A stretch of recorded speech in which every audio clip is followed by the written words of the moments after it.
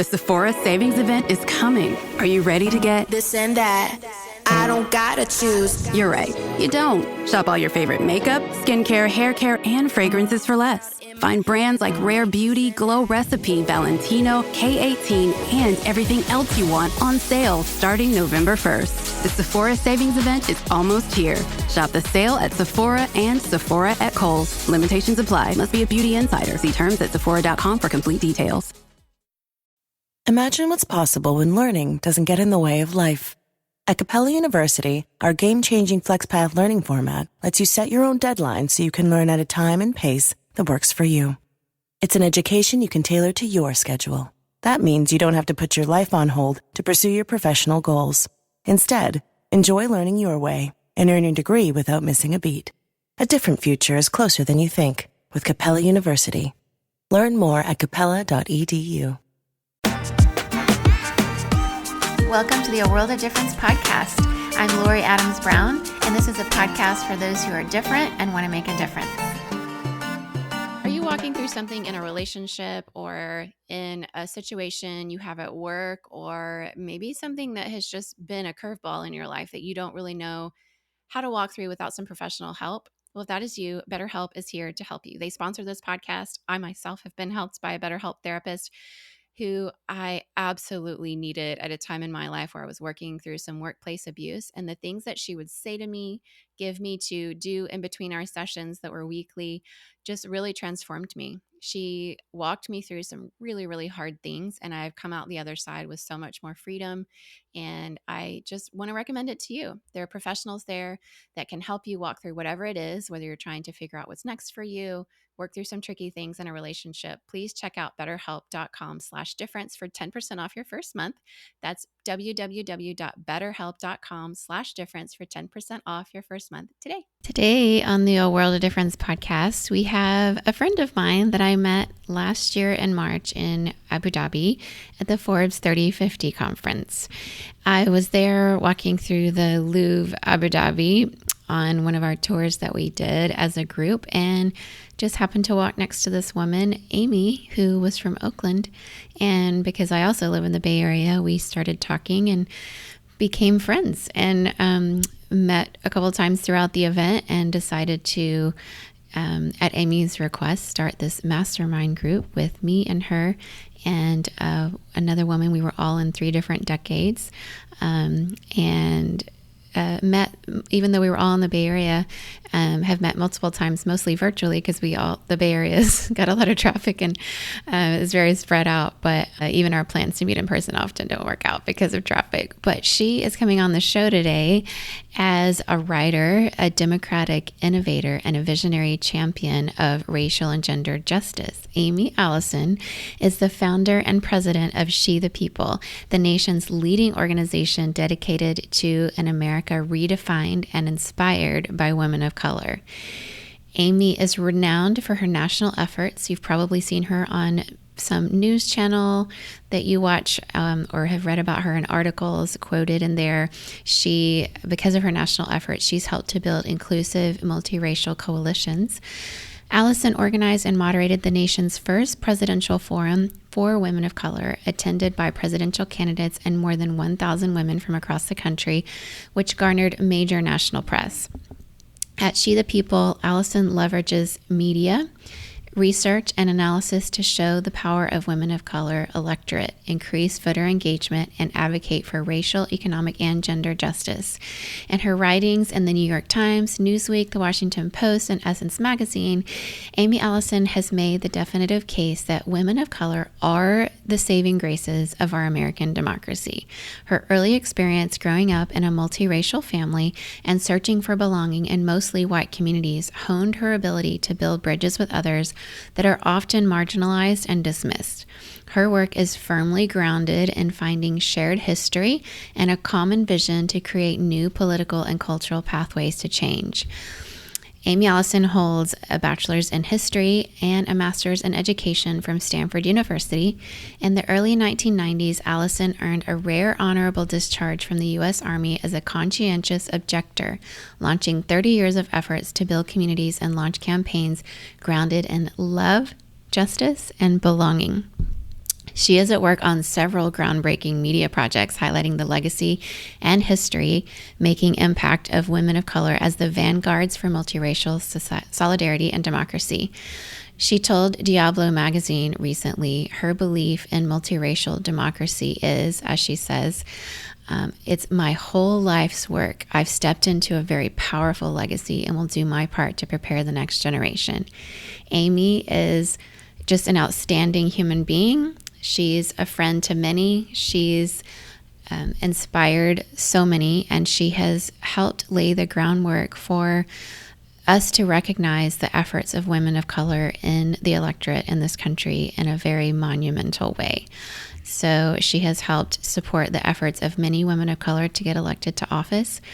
I was in China on a trip when the Democratic National Convention was being held and Kamala Harris was making her speech, and I saw Aimee on CNN and sent her a screenshot of that as I was watching it. And as I was getting into Shanghai airport flying back, she was sending me a video of the whole moment so I could feel the vibe of it all. And she's been at the seat of getting to watch on a front row seat so much of this happen, and it's not just in a position of watching. She's done some incredible work to make some monumental shifts, seismic shifts happen in this nation, and just to recognize the efforts of women of color. As we are, by the time this podcast episode airs, less than a week out from the finishing of the U.S. election, which is already underway, we will know within days, hopefully, of who has won this election, even though it's going to be close. But as we enter this time, I wanted to bring her on to give us her perspective on what's happening right now, what we can do to make a difference, and why voting and recognizing the efforts of women of color in this election really matters. So excited to welcome to the show my friend and an inspiring, amazing human being, Aimee Allison.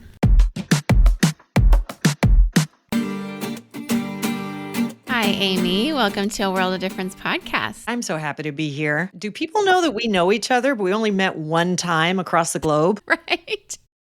I know. We have like this. How is that possible? I know. How is that possible? We were meeting on Google Meets for the longest time, and we had one in-person thing planned and for our little mastermind, the three of us, where we met in Abu Dhabi, which was so amazing. And then Shanna Mazer, who's Forbes 30 Under 30, which is why I was even there. I met NASA, gave birth to her baby early. So we didn't have our high tea we were going to have in San Francisco in person. And then you've been quite busy. And with She the People kind of having a resurgence and everything. So what's going on with you? First of all, tell us who you are in terms of a little short about your background. I'll give a little introduction ahead of time, but just in your own words, like how would people describe you and what you do? And tell us about She the People and why it's so important at a time like this. Well, my name's Aimee Allison, and I founded She the People right before 2018 midterm elections. The goal of She the People was to show America that we have this really critical resource that isn't being valued, isn't being supported, which is the leadership and the political organizing of 25% of the population, which is women of color. And you have to remember, when I founded the organization, Trump was in the White House. Democrats did not know what to do. They were still like, wait, I thought Hillary Clinton was going to win. How did that happen? And myself, and it certainly wasn't just me, it was, there was a handful of people across the country that said, look, the reason that Trump was successful is that the Democrats don't even know what they got going on. They don't even understand the value and the power that they have, that the group of voters who are most likely to vote for Democrats, who are more likely to support a whole range of justice issues from reproductive justice to economic justice to racial justice, are these women of color. And on top of it, these are the people who, unacknowledged before I started, they're like platinum level influencers in American democracy. They don't just take themselves to the polls. They march to the polls. And we've seen some of the videos now. That stuff's been going on for a while. I mean, Black women like myself only been able to vote since 1965, and that's not very long. And every every election cycle from back then, we have all these creative ways of getting people to express their full citizenship. And it meant that our culture had to change, not just politics. So She the People is about that. It's about creating the conditions in which Americans of all kinds of backgrounds value women of color as voters, but not just voters, recognize our excellence as organizers to like expand a democracy like Stacey Abrams, and look at us as the leaders we need. Who's going to defeat the racism and the just all the terrible things that Trump and MAGA represent? Who's going to get us a new future? Who should we put our support behind? And She the People's been working on that for a long time. And I think, look, Lori, you and I are like, I can't believe we actually are 1 week away from having the first woman in the White House. Is it going to be easy? No. Is MAGA showing its fangs for their last gasp? Yes. Look at what they did in New York. Yeah.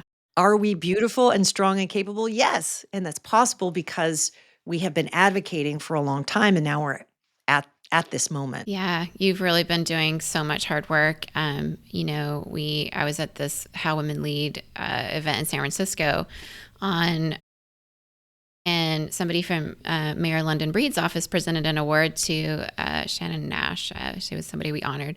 And, just the work that you've done to help get women of color into political office is so important.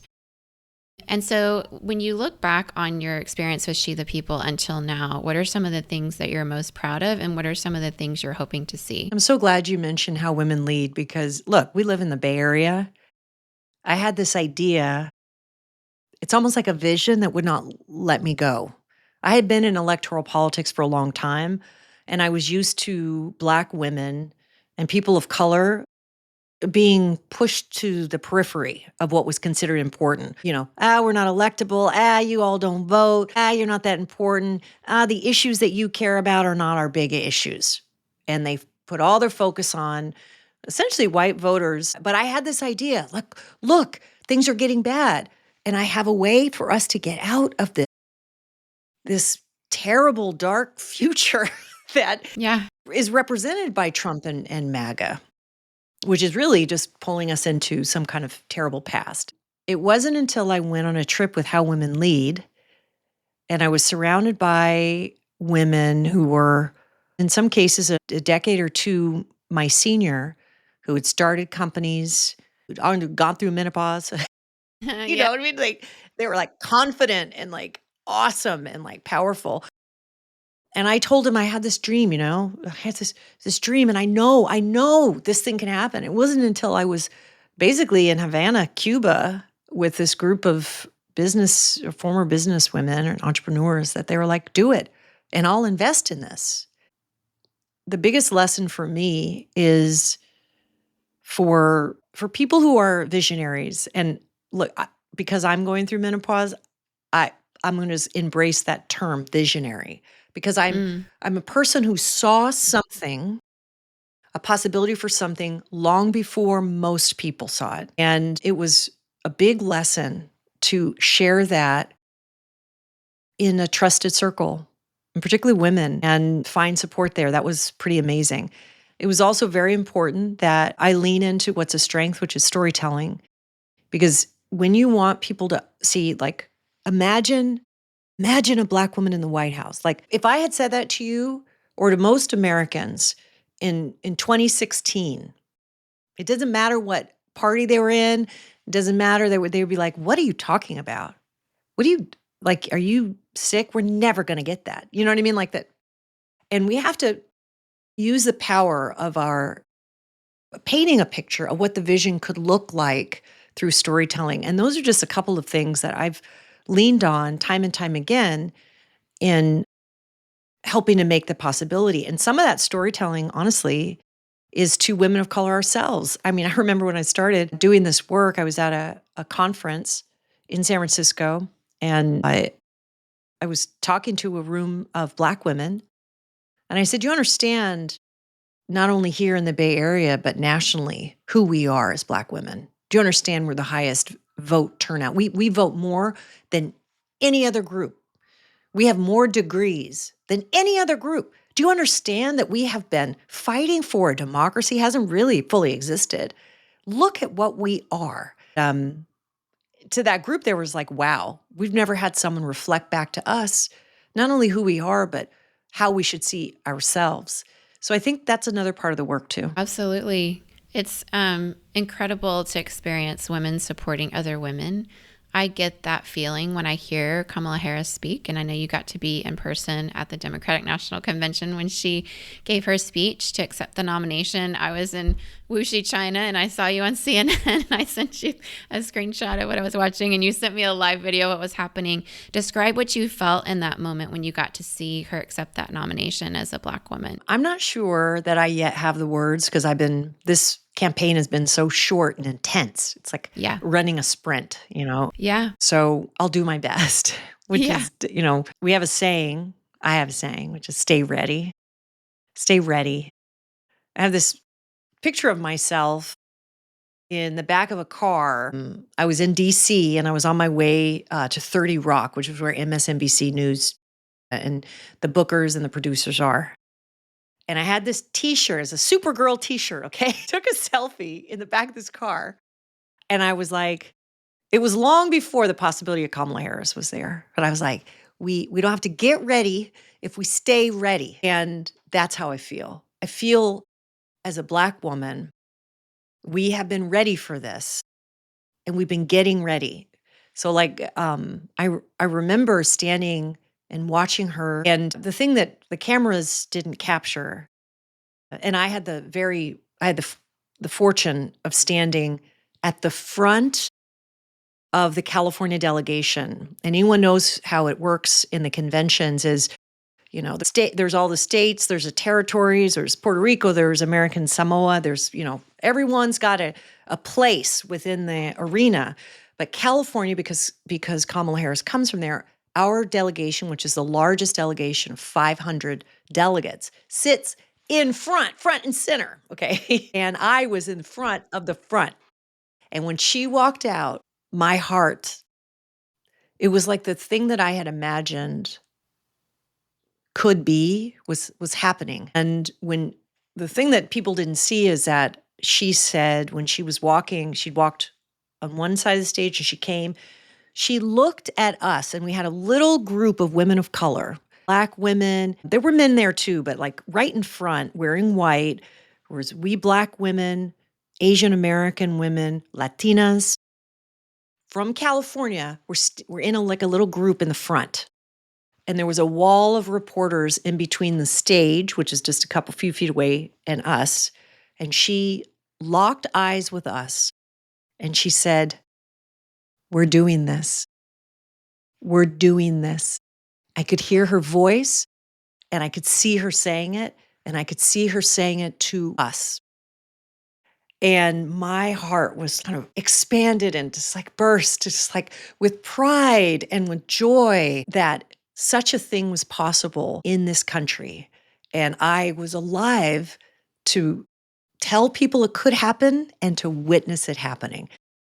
And not very many people in the history of change makers and visionaries get an opportunity like that. So, no. It's like, I feel it through the feel screen lucky. talking to you. Yeah. It's so amazing.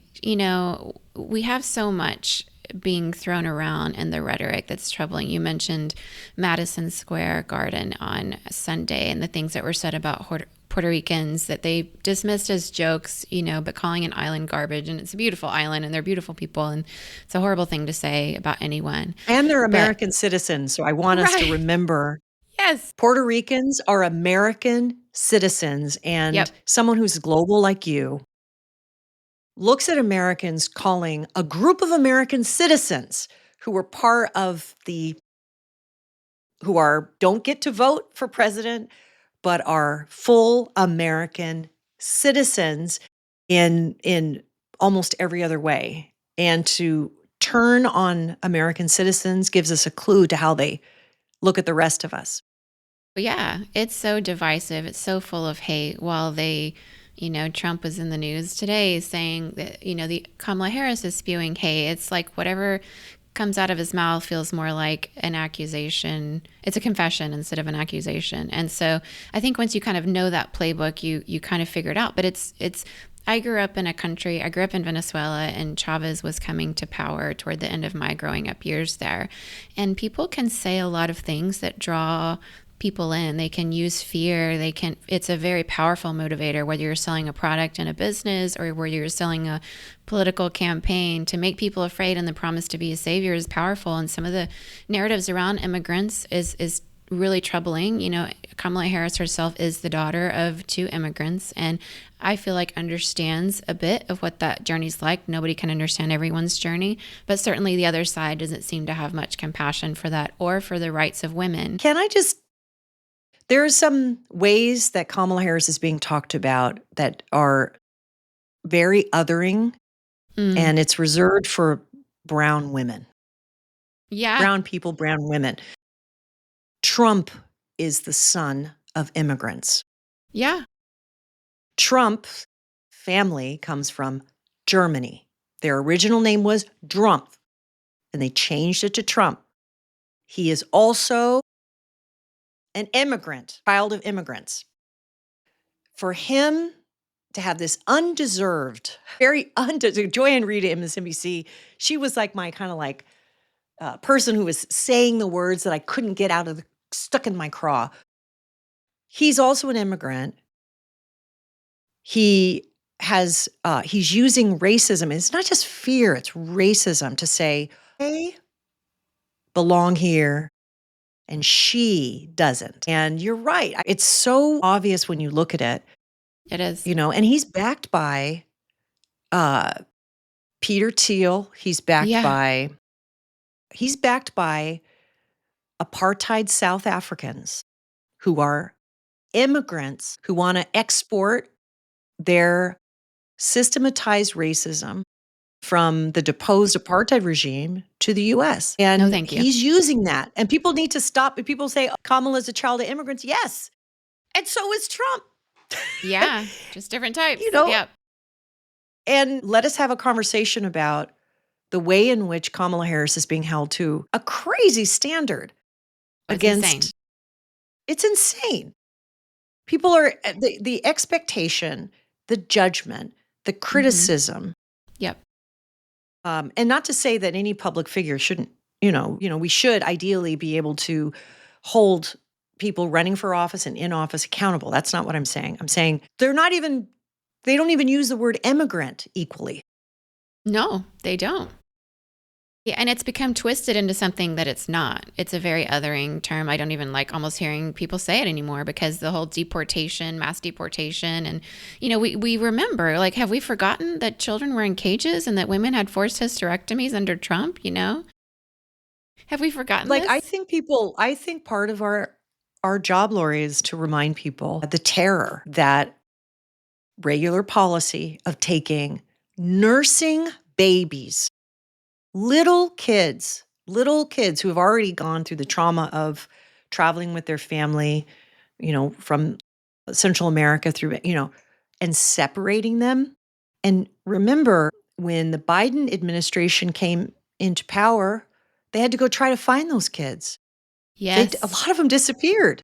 Well, they couldn't find the Are we families forgetting? anymore. Yeah. Mm-hmm. Are we forgetting that little, I don't know if the baby was still wearing diapers, 18 months, 24 months. I don't know how old she was. She hadn't had her diaper changed in days. Yeah. She was crying. They were in literal cages. That is like, can we remind people? And you know what? It's not to, like, the people who are supporting Trump right now, they understand he's racist. Yeah. They understand he did that to children. They get it. We don't share the same values. They don't even share the values of democracy. This is a group of people who say we should make it difficult for everyday people to vote unless the vote comes out our way. These people don't share our values. So when I'm saying remind people of what, those terrible separating children from their families, banning Muslims based on, that's another thing. That's the people who need to decide, who are trying to decide whether to vote or not. And they need to vote. We need to tell people we need you to vote. Every single person needs to vote. Vote early if they can, because right now we have few days. We have like 7 days till election day, but actually the election's happening right now. 44 million Americans have voted as of today.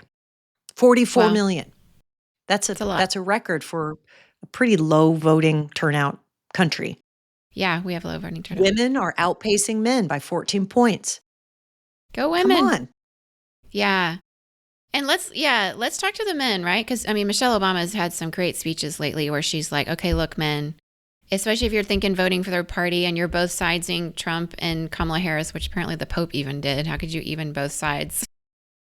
Trump and Kamala Harris. But, you know, I was in the UK last week for work and I rented a car, and the guy I rented a car from was this white guy in the UK. And some of the UK issues are similar to what we have in the States. There's immigration, there's racism, there's all these things, right? And so the guy that was giving me my car said something about Trump, positive. And I just said, how could you say something positive about Trump? And he said, well, the other side isn't strong. And I was like, what? She's the strongest politician I've ever seen. You know how strong you have to be to do a debate next to a man who has assaulted women and stay emotionally regulated? I mean, just to control the things she probably wanted to say. Whereas he's like out of control. Her strength it's amazing. It's so inspiring. But all I could think of was, is this a misogynoir situation? How do you think? Yeah. How do you think misogynoir is showing up? How are you seeing it show up, especially for men who may not be realizing it? That dude that you're talking about, what he meant was not strong. He meant not a man. Yeah, that's what I thought. That's what he meant. Yeah. That's all he meant. It's not that complicated. She doesn't seem like a man. No, she's not. Yeah. And I just have to remind people, because it's worth saying and a lot of people have PTSD because we started this conversation by talking about 2016. Everyone thought Hillary Clinton was going to be president, right? And then, of course, she's so competent and experienced, they would pick her over the likes of Trump back in 2016. And we saw what happened. So now people are like, well, maybe we shouldn't talk about identity. But here I am. I'm going to say it right now. There are more women voters than men. When we turn out a multiracial mix of women, understanding, though, that the majority of white women in every single election cycle have voted majority for Republicans, this could be the first year that there's a change. Please.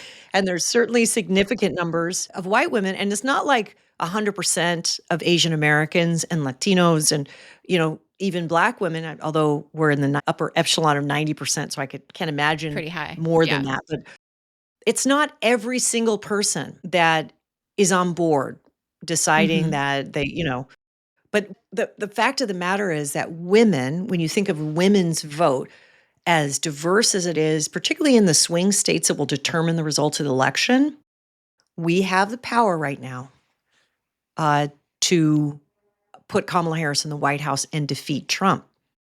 And we have the power, actually, to give the majority of seats in the House back to the Democrats. Let's see what they do. Protect our voting rights and raise our minimum wage and, do all the things like investing in childcare. I have an elderly father. Like, they're promising to have Medicare, which I know too much about right now, cover home health care costs. Anyone who has elderly parents understands how big that is, because it's so expensive to get care, childcare tax credit, and we have the power already. So it feels like Trump is strong if you measure it based on these old, broken down, like rulers or slide rule or something like that about how we're measuring strength. But tell you right now, the American population has been changing for a long time. Maybe someone in England doesn't get that. Maybe that guy who would never understand it. But strength right now looks like activating a multiracial base led by women, getting our needs met. We pay taxes, having policies that protect us, protecting abortion rights. And I love the way Michelle Obama said, I'm going to take She took like more than 20 minutes to talk about women and girls from puberty all the way through menopause. We're not just baby-making machines. Let me tell you that restricting our reproductive access, abortion, it's not just about abortion only. It's about our health. It's about our freedom. And it's about us being able to live full lives, and we shouldn't feel ashamed of that. So my message to that one dude in the UK is, you actually don't understand what's happening in the US, and you don't understand how we're evolving. And part of my goal is to change culture here, political culture and also our broad culture, so that strength and patriotism, so that duty and honor, all those things are centered on a woman, and in my case, a woman of color's sensibility about our responsibility to other people, our care for people, and as a society, moving to much more of an expectation that our strength is actually how well we pick people up as opposed to knocking them down. And so that guy has nothing to say about that. 100%.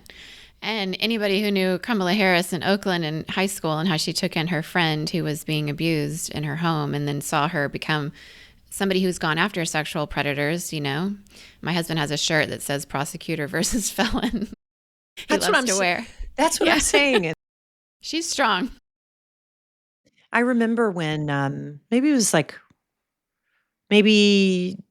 like more than a year ago, there was some meetings with the staff of the vice president who it's like, how do we talk to more Americans about what the work of the vice president is and what it isn't, and also what Kamala Harris is bringing, because people are acting like she just arrived. She has been in the White House since January 6th, 2021. Right. She has always been a heartbeat away from the president since then. And I've never seen someone more ready to lead the country. Yep. She's ready. Part of this misogynoir you've mentioned is really like, how do you take a woman of color, a Black woman who's never been in this position before, and how do you communicate out to people, this is what a VP looks like, and now we're saying, this is what a president looks like. And I had the same problem when we were, I mentioned Stacey Abrams. Even a lot of people took a long time to get behind her because they were like, they're not going to elect a Black woman. They're not going to do it. Even if she was minority leader, she's in the South. They're not going to do it. They're too racist. And she came damn close, and they had to cheat their way to prevent her from getting that seat. So I think part of our job is to say, this is what a president looks like. This is what a president sounds like. The guy who attacks American citizens has done, he's been convicted of all these felonies, which, by the way, he has to go in court at the end of next month. Are you kidding me? How is this possible? How is it possible? And none of those convictions would be possible without these really amazing Black women prosecutors. So Yes. Black women prosecutors, there's not that many, okay? But like Tish James in New York, bringing up that suit, people should be writing her a check for her reelection. We absolutely need more people like that. We do. And I feel like Kamala Harris, one of the things we say, like her background, despite being attacked as a prosecutor, her background is believing in the rule of law, because Trump is absolutely lawless. Like we need that. We absolutely need that. I couldn't agree more. All right. So I'm going to let you finish with this question. For the undecided voters out there, whether they're a man, whether they're a Asian American woman, whether they're a Latina American who's immigrated here and gotten a green card, become a citizen, and is trying to decide in these last few days and hours who to vote for, what is your pitch for Kamala Harris? I'm going to talk about undecided Asian American and Latina voters, because Asian Americans are critical across Wisconsin, Georgia, and other places. Latinas are the powerhouse. So first, let me talk about Latinas. Our polling shows that if we just do this, it increases 10%. Latinas, Asian Americans, you can put the first woman in the White House. You can put the first Black woman in the White House. You can elect someone that will protect our reproductive rights, abortion rights. And you have the power. You're very important. And you have someone who's committed to establishing a path to citizenship. And this is both to Asian American women and to Latinas. Those issues should be enough to convince you. But I want to say something more. The hate rally that we saw in Madison Square Garden on Sunday tells you about how Trump and his supporters think about you. But you are so important to the American future.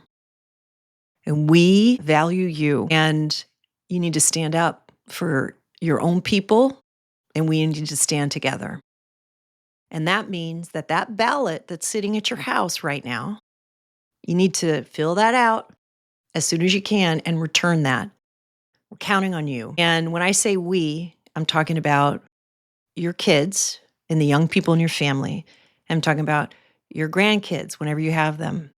The future generations are counting on us to do that. And by the way, Lori, when we poll a message like that, people's support, and of undecideds goes up. And I'm talking to women, but the men in their lives, I would say, you know what, this is a chance for us to evolve America that has limited the opportunities of the women in your life, not only your mom or your grandma, but like your wife or girlfriend, your daughters or granddaughters. This is a chance to say, I want something more for the women and girls.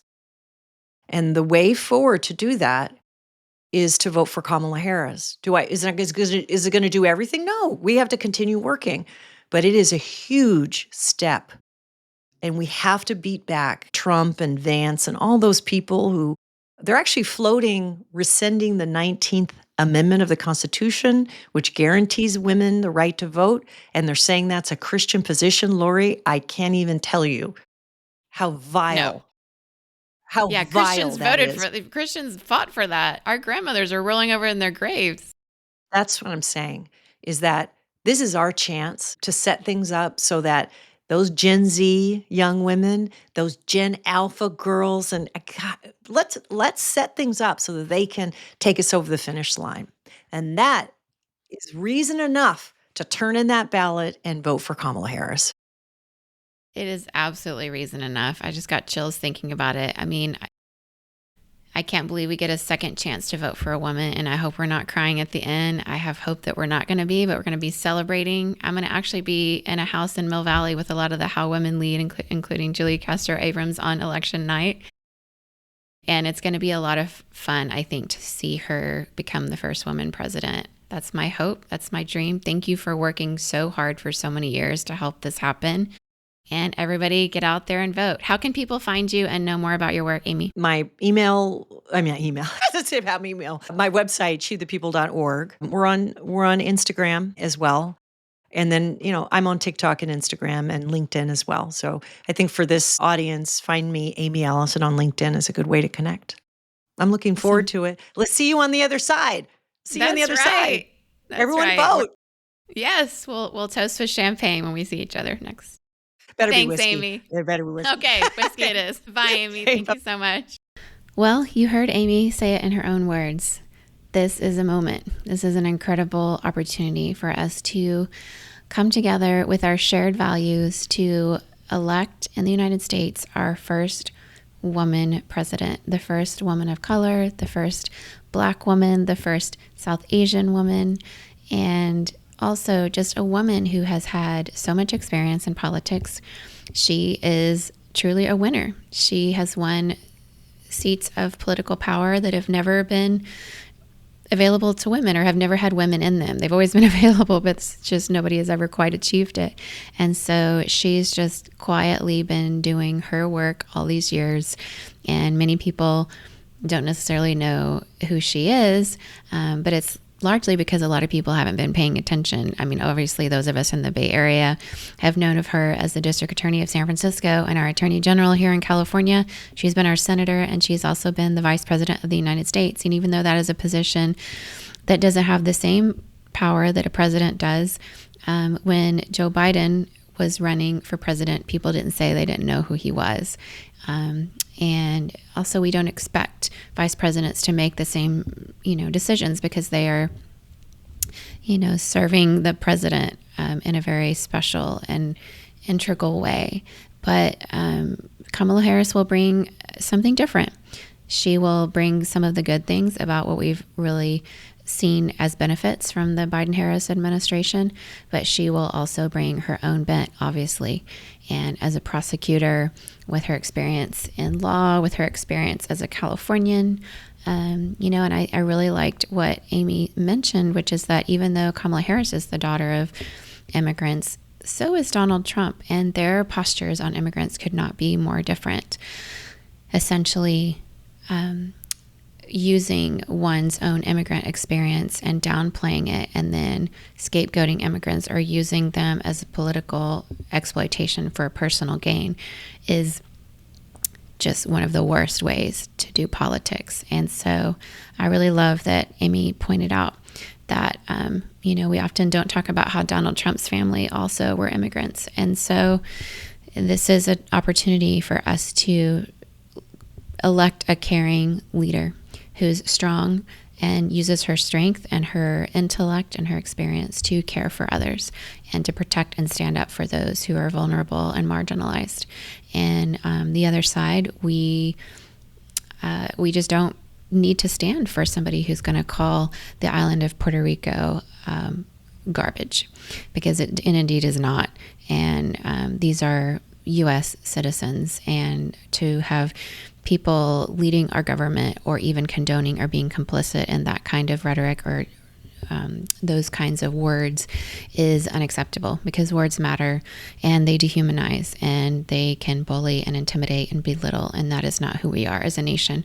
I love that Aimee has the same type of strength.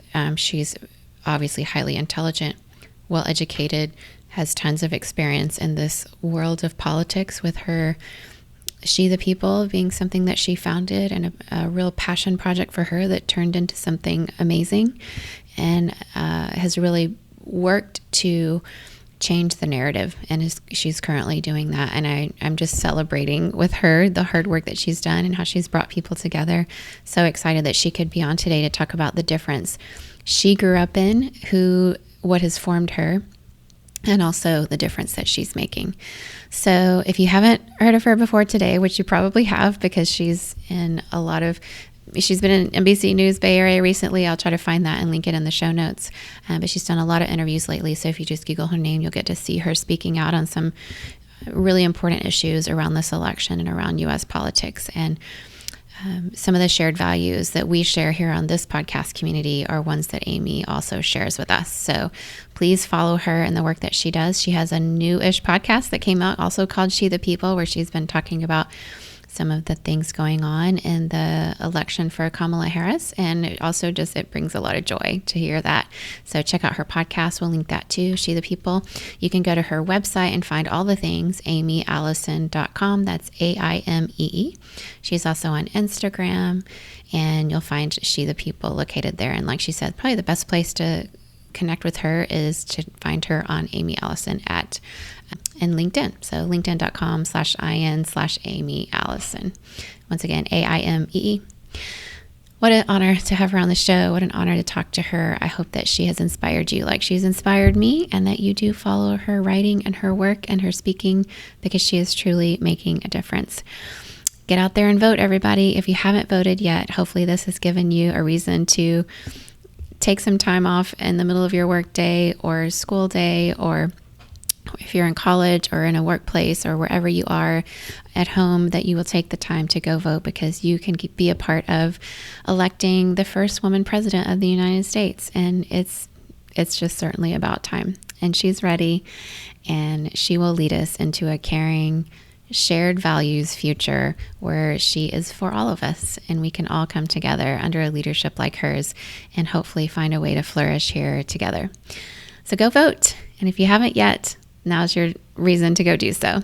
Take care, everyone, and keep making a difference wherever you are.